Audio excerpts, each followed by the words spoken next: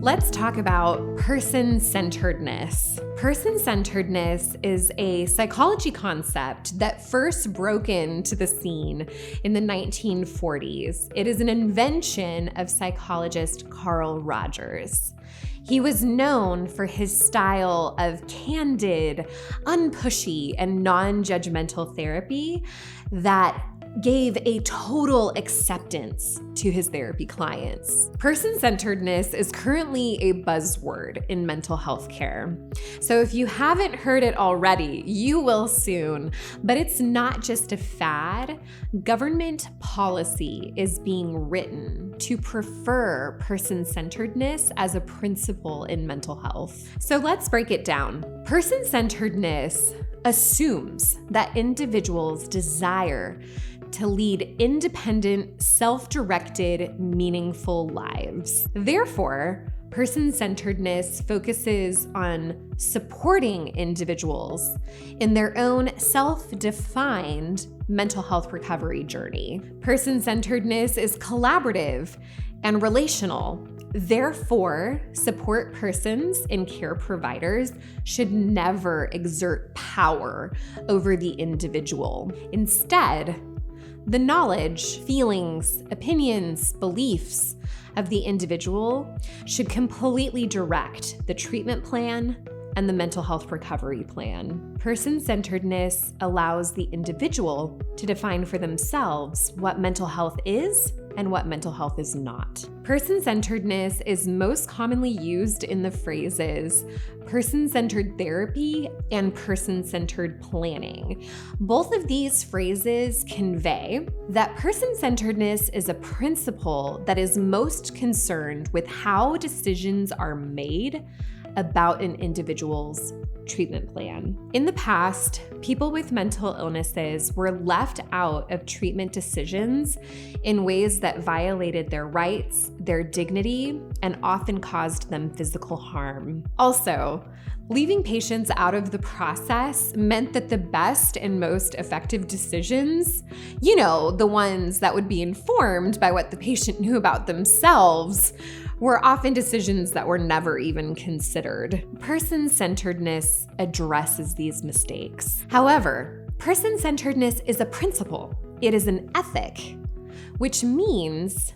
that it will butt up against other ethics and even laws in the way that we apply it to real-life situations. Person-centeredness is a principle or an ethic in healthcare. Let me highlight that.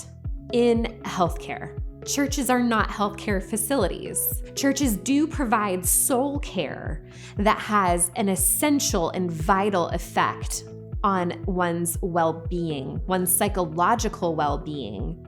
But churches are not healthcare facilities. Churches are not person-centered, ultimately.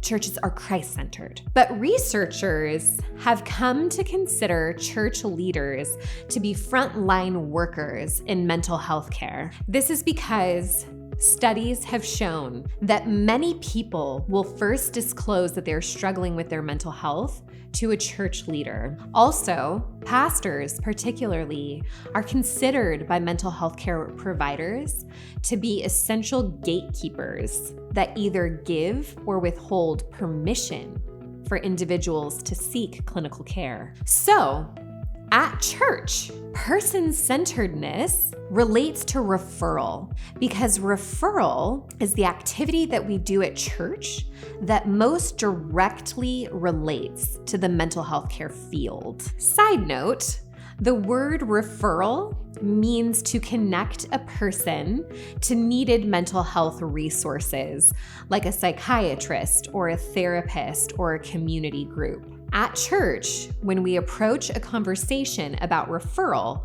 person-centeredness should be the first and guiding principle. Okay, so let's recap.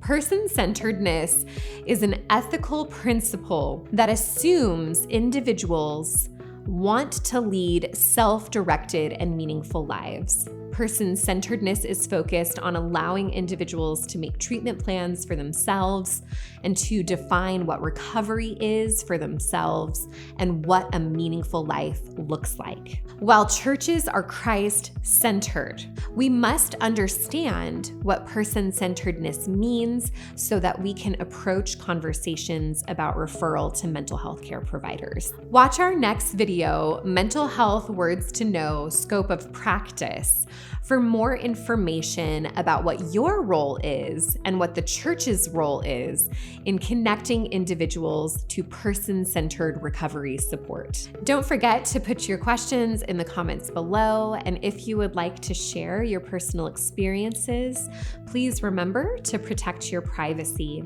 If the content in this video has brought up any uncomfortable emotions for you, please contact one of our counselors at the Hope Counseling Center. The number is on the screen.